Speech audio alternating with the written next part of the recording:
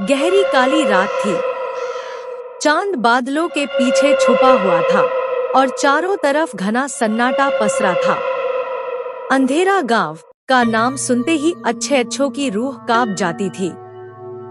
यह गांव दशकों से वीरान पड़ा था। वहां न कोई रहता था और न कोई जाने की हिम्मत करता था।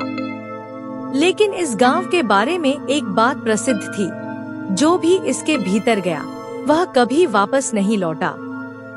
4 दोस्तों अर्जुन, रीमा, विजय और तनु ने इस रहस्यमय गांव की सच्चाई जानने का फैसला किया। वे शौकिया भूत प्रेत की कहानियों का पर्दाफाश करने वाले यूट्यूबर थे।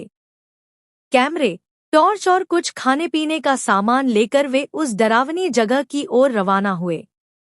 गांव की सीमा पर पहुंचते ही एक ठंडी हवा का झोंका उनके शरीर को कंपा गया। चारों ने एक टूटा फूटा बोर्ड देखा, जिस पर खून जैसे लाल रंग से लिखा था, यहाँ से आगे मत बढ़ो, मौत तुम्हारा इंतजार कर रही है। रीमा ने घबराते हुए कहा, शायद हमें लौट जाना चाहिए।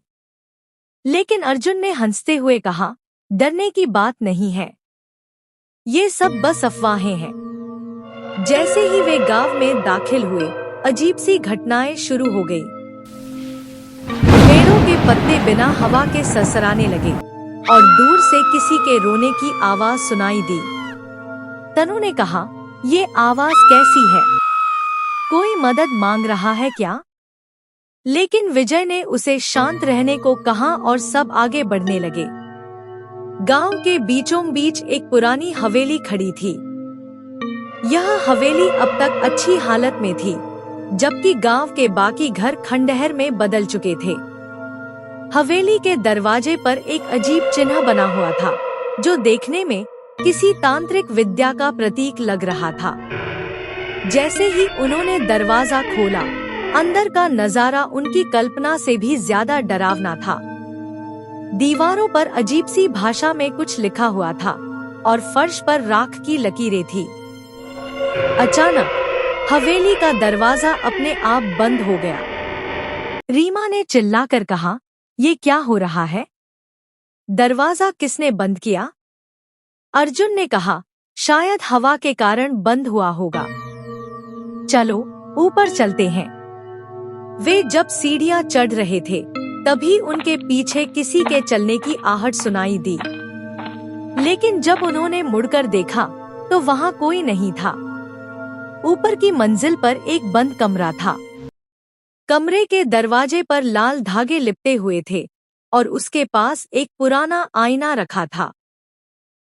आईने में उन्होंने देखा कि उनके पीछे कोई काली छाया खड़ी थी। जब तक वे कुछ समझ पाते, वह छाया अचानक गायब हो गई।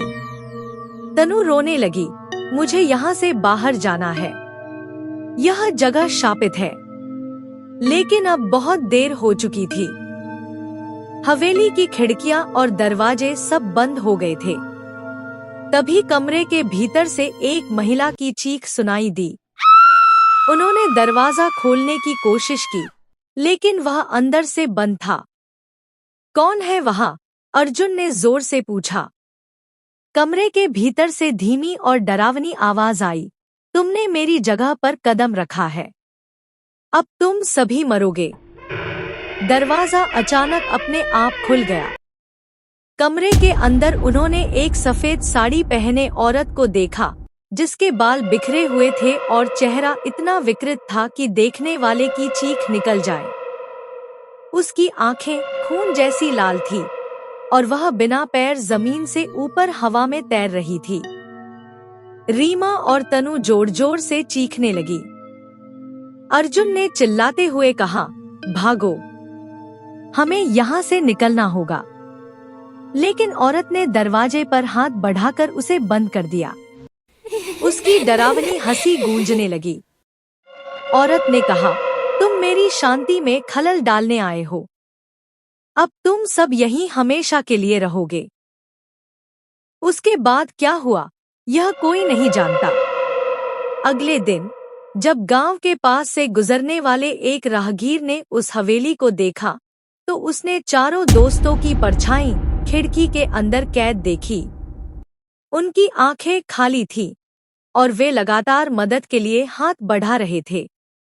आज भी अंधेरा गांव चीखों और हंसी की आवाजें गूंजती हैं, लेकिन अब वहां कोई जाने की हिम्मत नहीं करता।